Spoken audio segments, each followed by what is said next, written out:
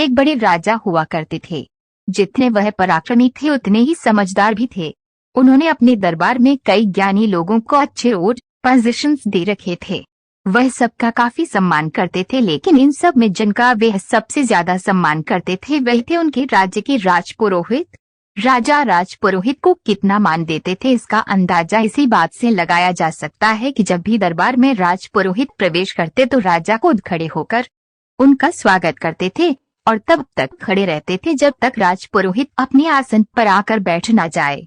राजा अपने मन में उठ रहे सभी सवालों को राजपुरोहित से बेझिझक पूछ लिया करते थे। राजपुरोहित भी अपनी बुद्धि से उनका अच्छे से उत्तर दिया करते थे। दिन दरबार में राजा के मन में कोई प्रश्न आया, उन्होंने राजपुरोहित से पूछ लिया, गुरुजी एक सवाल मेरे मन में कई दिनों से कौन रहा है, अगर आप इजाजत दे तो पूछना चाहूंगा। आप हुक्म कीजिए महाराज, राजपुरोहित ने कहा। जैसे कि मैंने बताया कई दिनों से यह सवाल मुझे परेशान कर रहा है। मुझे विश्वास है कि इसका ऐसा उत्तर जिससे मुझे संतुष्टि मिले केवल आप ही दे सकते हैं। सवाल ये है कि ज्ञान बड़ा होता है या व्यवहार, राजा ने पूछा। राजपुरोहित सोच में पड़ गए। ये सवाल सच में मुश्किल था। ऐसा नहीं है कि उन्हें इस सवाल का उत्तर नहीं मालूम था, लेकिन उसे कैसे राजा को सरल तरीके से समझाया जाए ये उनके समझ में नहीं आ रहा था। राजपुरोहित ने विनती कर राजा से कुछ दिनों की मोहलत मांग ली ताकि कोई ऐसा तरीका ढूंढ सके जिससे इस सवाल का उत्तर राजा को संतुष्ट कर पाए। दरबार खत्म हो गया। राजपुरोहित अपने घर वापस लौट गए। उस दिन से वो चिंता में रहने लगे। उन्हें समझ नहीं आ रहा था कि कैसे राजा के सवाल का उत्तर दिया जाए। 2-3 दिन बीत गए, लेकिन राजपुरोहित अभी भी इसी कश्मकश में थे और वे न अच्छे से सोते थे, न ही ठीक से सो पाते थे, न ही खा पी पा रहे थे। उनकी पत्नी ये सब देख रही थी। सो पत्नी ने राजपुरोहित से उनकी परेशानी का कारण पूछा। राजपुरोहित ने सारी समस्या अपनी पत्नी से कही। उनकी पूरी बात ध्यान से सुनने के बाद उनकी पत्नी ने उन्हें एक उपाय बताया और कहा कि अगर आप पैसे करोगे तो राजा को आपका उत्तर समझ भी आएगा और संतुष्टि भी मिलेगी। राजपुरोहित अगले दिन राजमहल गए और कहीं न जाकर वे सीधे ही राज्य के खजाने के पास पहुंचे और खजाने से 2 मोती चुरा लिए। उनको ऐसा करते देख खजांची ने देख लिया।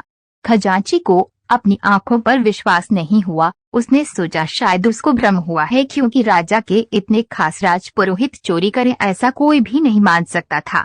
उनके एक बार कहने से राजा उनको बेशुमार धन दौलत दे देता।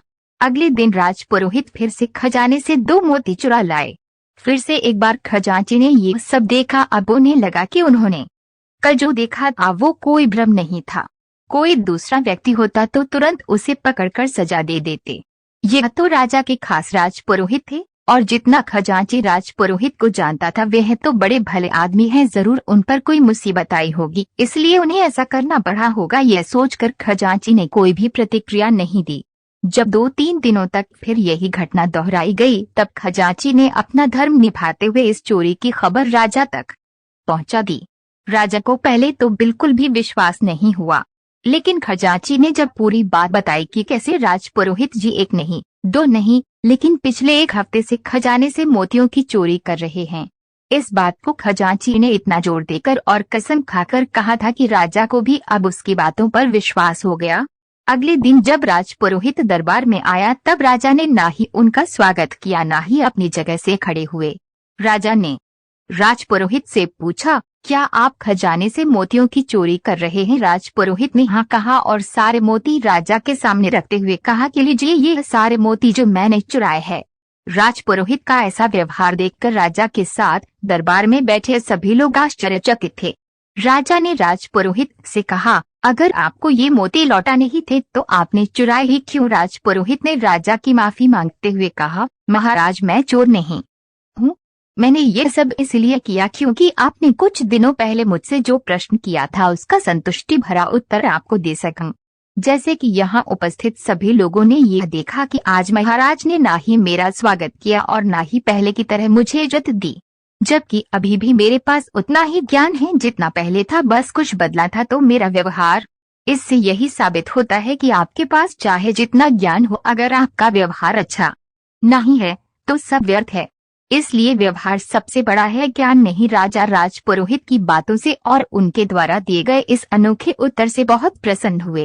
उन्होंने आज जैसा व्यवहार राज पुरोहित के साथ किया था उसके लिए माफी मांगी और एक बड़ा इनाम उन्हें दिया। दोस्तों, आज की इस शिक्षाप्रद कहानी से मिलने वाली सीख को हमें अपने जीवन में इम्प्लीमेंट करना चाहिए।